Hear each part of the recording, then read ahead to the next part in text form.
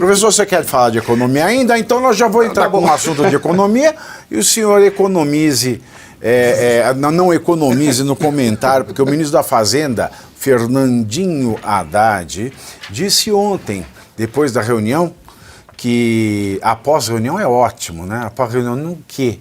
Né? Que o presidente Lula determinou que seja cumprido o arcabouço fiscal. Além disso, Haddad também anunciou o corte de 25,9 bilhões de reais em despesas obrigatórias em 2025.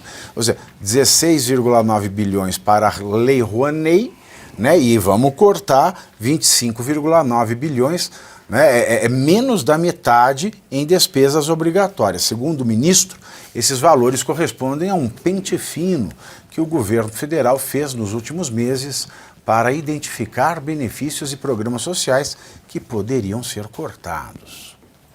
Eu vou começar só pegando um elemento do que o Thiago falou não aqui. Não precisa avisar, isso quebra o clima, faz de conta que é a mesma coisa.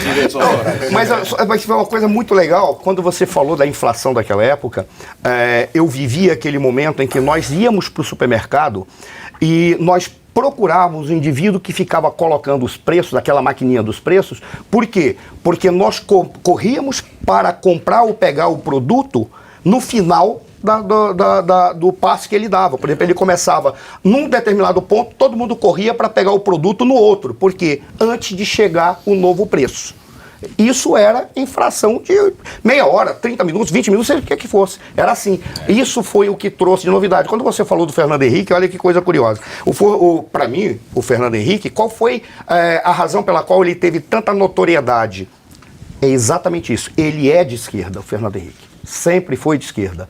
Por que ele teve tanta notoriedade? Porque na época em que ele governou, existia uma tal de terceira via que era lançada por um sociólogo chamado Anthony Giddens. O que o Giddens dizia? Nós temos que manter os sonhos do socialismo, nós de esquerda, com métodos do capitalismo, dos liberais, para nós tentarmos, de alguma maneira, produzir riqueza e vem o Estado para dividir essa riqueza que nós não impedimos de ser produzida pelos capitalistas, o que é uma contradição e gera Lula. Porque o que o Fernando Henrique gerou foi Lula. Sim. Convenhamos? Ele ficou 8 anos, depois veio Lula.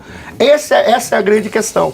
Porque para nós, quando a gente olha, esse foi o resultado do processo do que o Fernando Henrique fez, porque ele era de esquerda, sempre foi de esquerda, ponto. Tanto que eles tinham vergonha de dizer que eles eram marxistas lá na Universidade de São Paulo. Sabe como é que eles falavam para dizer que eles eram uma esquerda que limpinha? Nós somos marxólogos. O que é marxólogo? É o cara que estuda Marx para tentar entender se o Marx se adapta à realidade contemporânea. E aplicavam as mesmas porcarias, queira ou não queira. E um janjólogo é o quê? O janjólogo. O janjólogo. Quem é janjólogo? O Ciro falou do jangismo.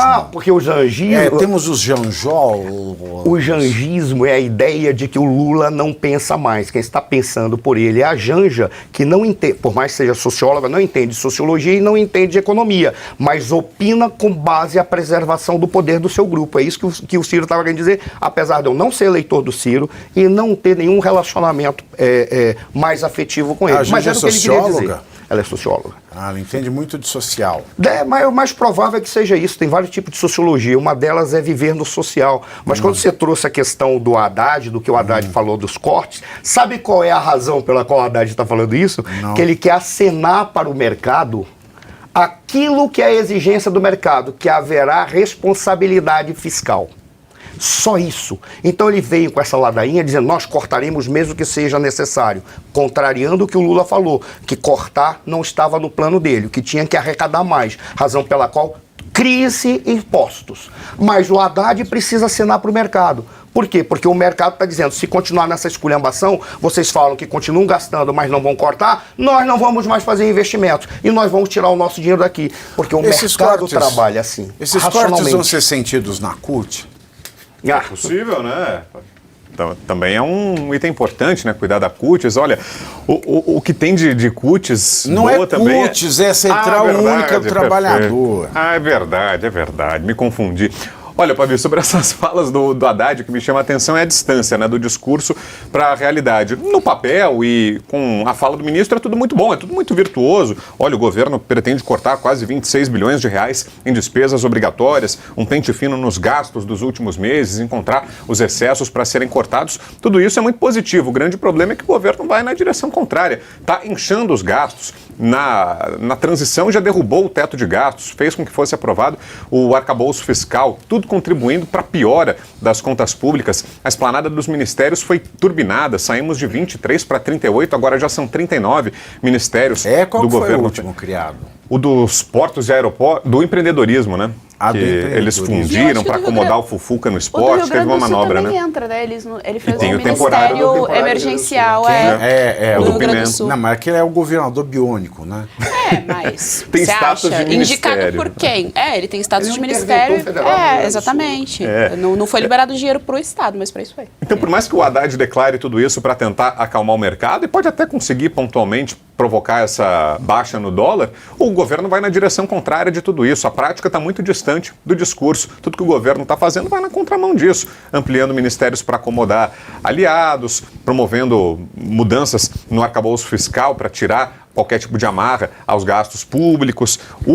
Teve uma manobra mais recente que é, para mim, vergonhosa, aquela da conta de luz. A gente falou disso aqui no programa, a tentativa de empurrar para o consumidor brasileiro na conta de luz o prejuízo que vai ter a empresa dos irmãos Batista, que adquiriu uma série de usinas hidrelétricas quebradas que estavam tomando calote da distribuidora de energia do Amazonas, e aí, numa Vitor, canetada... vamos colocar aqui fake news. Ah, é? O ministro de Minas e Energia falou que é mera coincidência.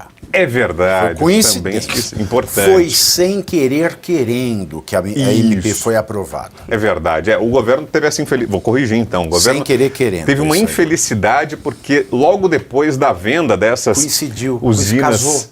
Casou. Coisou, deu na mesma semana que o governo repassou essas usinas quebradas para a empresa dos irmãos Batista, e aí veio uma medida provisória que transfere esse prejuízo para a conta de luz dos brasileiros. Esses 150 bilhões vão ser pagos pelo consumidor brasileiro. Então, por mais que o ministro diga tudo isso, pode até provocar uma calmaria temporária, mas o que importa é que o brasileiro não se esqueça de que o projeto não é esse.